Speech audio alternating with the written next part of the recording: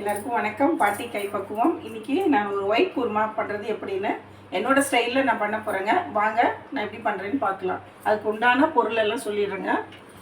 பாருங்கள், தேங்காய் எடுத்துருக்கேன், ஒரு முடி தேங்காய், சோம்பு, 4 முந்திரி இருந்தால் போட்டுக்கலாம், இல்லைன்னா விட்டுருங்க. அப்புறம் கொஞ்சம் பட்டாணி ஊற வச்சு அவிச்சு வச்சுருக்கேன். அதுக்கப்புறம் பீன்ஸ், கேரட், காலிஃப்ளவருங்க.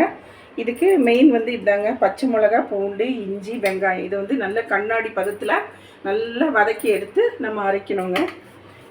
அரைச்சிட்டு தாளிச்சு விட்டாலே குருமா வேலை முடிஞ்சது. எல்லாத்தையும் அரைச்சிட்டு நான் உங்களுக்கு காமிக்கிறேங்க. வாங்க பார்க்கலாம். பற்ற வச்சுக்கிறேங்க. காற்று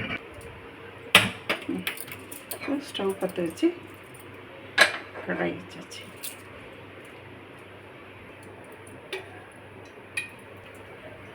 இப்போ கடாய் வச்சு நல்லா எண்ணெய் ஊற்றிட்டேங்க. எண்ணெய் காஞ்சிடுச்சு. இப்போ நம்ம எல்லாத்தையும் இதை வதக்கி எடுத்துக்கலாம். பச்சை மிளகா, இஞ்சி, பூண்டு, பெரிய வெங்காயம் 3. இது நல்லா கண்ணாடி பதத்தில் நம்ம இதை வதக்கி எடுத்துக்கலாங்க. பார்த்தீங்களா, இப்போ நல்லா கண்ணாடி பதத்தில் நல்லா வதக்கிடுச்சு பாருங்கள். இப்போ நல்லா இதை ஆற வச்சு நம்ம அரைச்சிட்டு வந்துடலாங்க. நான் இப்போ குக்கர் வச்சு எண்ணெய் நல்லா காஞ்சிடுச்சுங்க. தாளிப்புக்கு லைட்டாக போதுங்க. வாசனை பொருளெல்லாம் பட்டை, லவங்கம், ஏலக்காய் எல்லாமே கொஞ்சம் கொஞ்சம் தான் போட்டிருக்கேன். அது நல்லா பொரியட்டுங்க. பொரிஞ்ச உடனே கருவேப்பிலை போட்டுக்கலாங்க. கருவேப்பிலை இந்த மாதிரி பிச்சு போட்டுக்கணும், அப்போ தான் வாசனையாக இருக்கும். நல்லா பொரிஞ்சிடுச்சுங்க. அடுத்தது நம்ம காயெல்லாம் போட்டுக்கலாம். காலிஃப்ளவர், பீன்ஸ், கேரட், பட்டாணி எல்லா காயும் போட்டுக்கலாங்க. நான் பொட்டேட்டோ போடலைங்க. லைட்டாக வதக்கி விட்டுக்கலாங்க. இது கலர் மாறக்கூடாது. சிம்மில் வச்சு அப்படியே வதக்கி விட்டுக்கலாங்க. தேவையான அளவு உப்பு போட்டுக்கலாங்க. அடுத்தது நான் அரைச்சேன் இல்லைங்களா, பச்சை மிளகா, இஞ்சி, பூண்டு, வெங்காயம் நல்லா வதக்கி அரைச்சிட்டேன் பாருங்கள். அதையும் போட்டுக்கலாம்.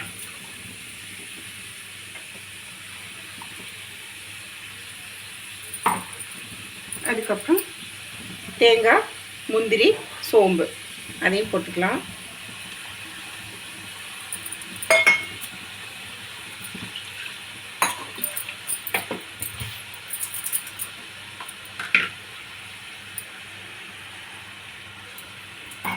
நல்லா லைட்டாக கலரிக்கலாங்க. தண்ணி நம்மளுக்கு ரொம்ப தண்ணி ஊற்றக்கூடாதுங்க. அது ஒரு மாதிரி நீத்து போன மாதிரி ஆகிடும்.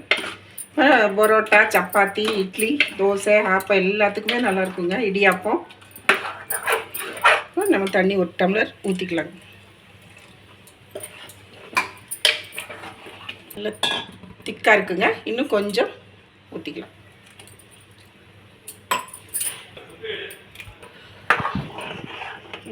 பார்த்தீங்களா எவ்வளோ ஒயிட்டாக எப்படி இருக்குது பார்த்தீங்களா?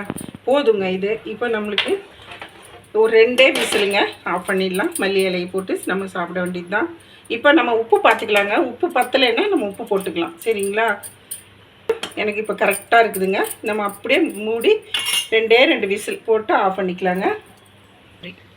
இப்போ நம்ம குக்கர் மூடி போட்டு வெயிட் போட்டுக்கலாங்க. 2 விசில் வந்தோடனே நான் காமிக்கிறேங்க உங்களுக்கு. அதை ஓப்பன் பண்ணி இப்போ குருமா நம்ம ஓப்பன் பண்ணி பார்க்கலாங்க. பார்த்தீங்களா, first class white kurma ready. பாருங்கள், நம்ம அவ்வளோ தண்ணி ஊற்றணும் இல்லைங்களா? இப்போ கரெக்டாக இருக்கும் நம்மளுக்கு. சப்பாத்திக்கு எல்லாத்துக்குமே அப்படியே அள்ளி வச்சு சாப்பிட்லாம். இந்த குருமா உங்களுக்கு பிடிச்சிருந்தா லைக் பண்ணுங்கள், ஷேர் பண்ணுங்கள், கமெண்ட் பண்ணுங்கள், சப்ஸ்கிரைப் பண்ணுங்கள். வணக்கம்.